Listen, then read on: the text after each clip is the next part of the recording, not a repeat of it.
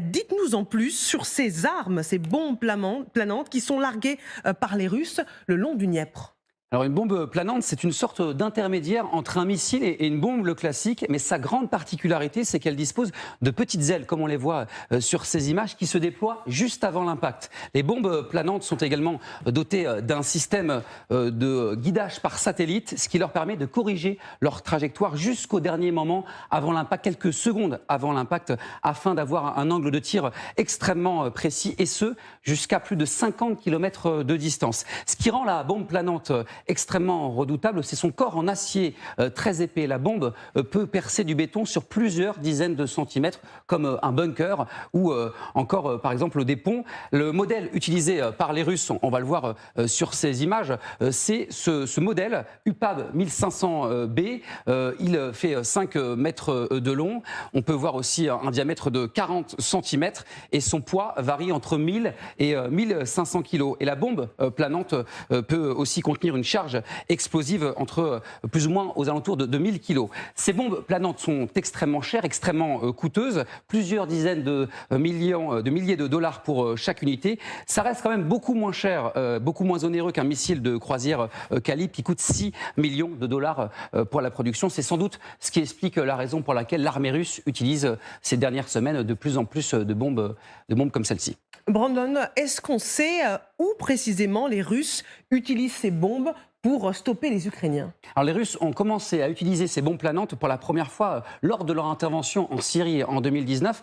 Et ce n'est que depuis le mois de mars que les Russes ont utilisé ces bombes planantes pour la première fois en Ukraine. Depuis fin octobre, les attaques aux bombes planantes s'intensifient, notamment dans la région de Kherson. On va voir sur cette image du 5 octobre, on peut voir une bombe planante détruire l'hôpital de la ville de Bersilav dans la région de Kherson. Nous sommes à l'ouest de l'Ukraine. Et ces derniers jours, l'utilisation de ces bombes s'intensifie. Selon le ministre de l'Intérieur, Iro Kilimenko, pas moins de 87 bombes planantes auraient touché des zones habitées dans la région de Kherson pour la date du 5 novembre. L'Institut pour l'étude de la guerre a indiqué dans un rapport publié la semaine dernière qu'il s'agissait de la plus grande utilisation de bombes planantes depuis l'invasion russe en Ukraine le 24 février 2022.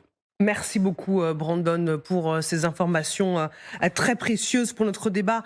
Alexandre Vautravers, d'un point de vue strictement militaire, quel est l'intérêt d'utiliser ces bombes planantes ? Alors peut-être je me permets de rajouter un point, c'est que les premières bombes planantes, elles ont été développées et utilisées à partir de 1942 par les Allemands pendant la Seconde Guerre mondiale. Donc ce n'est pas du tout une arme nouvelle, elle n'a rien de révolutionnaire. Et pour répondre à votre question maintenant, pourquoi est-ce que les Russes les utilisent? Eh bien parce qu'il manque de missiles guidés, de missiles de croisière. Ces missiles sont chers, il n'est pas possible d'augmenter la cadence de production de ces armes à longue portée, de haute technologie. Et donc les Russes sont à la recherche aujourd'hui de solutions moins coûteuses. Et quelle riposte possible pour les Ukrainiens qui sont au sol ? Alors c'est très simple parce que au bout de quelques semaines, on aura été en mesure de savoir exactement quels sont les types d'avions qui engagent ces armes. C'est bien joli de dire qu'il existe des bombes planantes de 1500 ou de 2000 kilos, mais tous les avions des forces aériennes russes ne sont pas capables d'emporter de telles armes. Donc il n'y a qu'un tout petit nombre d'avions spécialisés qui sont capables d'utiliser ces armes. On sait exactement, ou on peut savoir exactement où ces appareils opèrent, à partir de où ils décollent.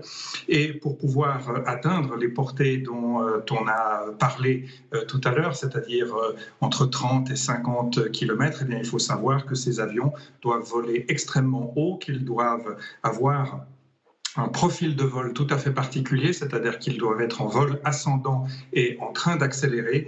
Et il faut savoir que dans cette configuration-là, ces avions sont très faciles à détecter à des centaines de kilomètres de distance. En d'autres termes, la solution, elle est déjà toute trouvée. Eh bien, ce sont les avions de chasse que l'Ukraine demande et qu'elle attend depuis maintenant de nombreux mois.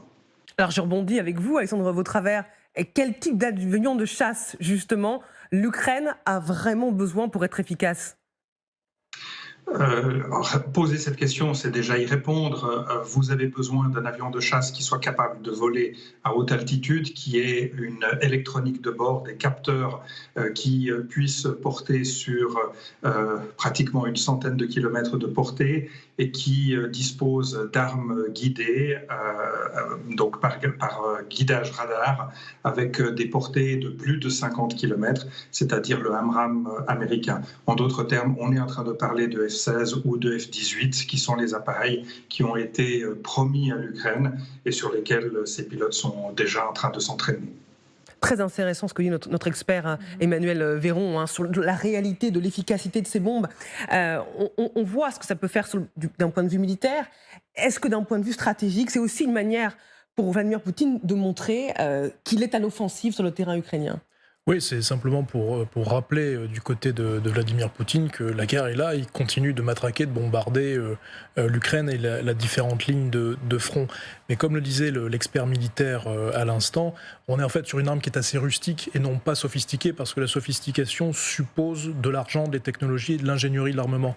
Or, au regard des sanctions et du relatif isolement de la Russie accéléré depuis 2022, on commence à pâtir et à manquer de tout ça, de cerveau, d'intelligence, de moyens, de finances et aussi de composants qui permettent de réaliser des systèmes d'armes assez sophistiqués. Donc on ressort, si je puis dire, où on constitue des stocks entre guillemets rustiques, mais qui n'en demeurent pas moins meurtriers, qui n'en demeurent pas moins avec des effets de destruction importantes. Et c'est ce sur quoi Vladimir Poutine et entre guillemets la propagande du Kremlin va pouvoir insister pour, dans le champ informationnel, reprendre le lead dans la guerre en Ukraine.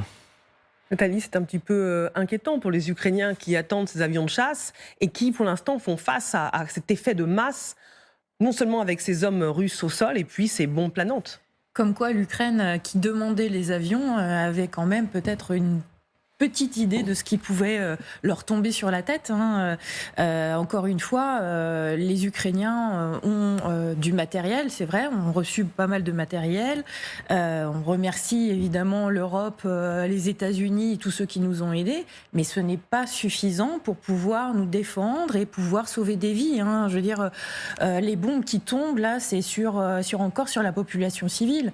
Si c'est Kherson, il y a des hôpitaux, il y a des enfants, il y a des personnes âgées qui refusent de quitter leur terre, parce qu'ils savent très bien que s'ils quittent leur terre, on viendra leur voler leur terre, on mettra des Russes dessus, donc ça deviendra russe. Donc ils n'ont pas le choix, il faut qu'ils tiennent, il faut qu'ils puissent se défendre, et donc voilà, accélérons la livraison des avions, et puis formons et donnons à l'Ukraine tout ce qu'elle a besoin pour pouvoir se défendre.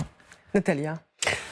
J'ai peut-être la tête à l'envers, mais j'ai l'impression que Poutine fait une bêtise en lançant des bombes comme ça. Parce que si la réponse, c'est qu'il faut que les Ukrainiens aient obligatoirement les avions, or l'Occident a les avions. Ce que l'Occident n'a pas, c'est des armes simples que Poutine a en grande quantité, et en plus, son industrie est en train de les produire à l'intérieur du pays. Donc, je pensais franchement que Poutine allait continuer de bombarder avec des lance-grenades et des lance-mines et épuiser l'Ukraine comme ça, c'est-à-dire en face à face de soldats, parce que l'Occident n'a pas la production, il ne peut pas se permettre de produire et d'organiser de passer à l'économie de guerre.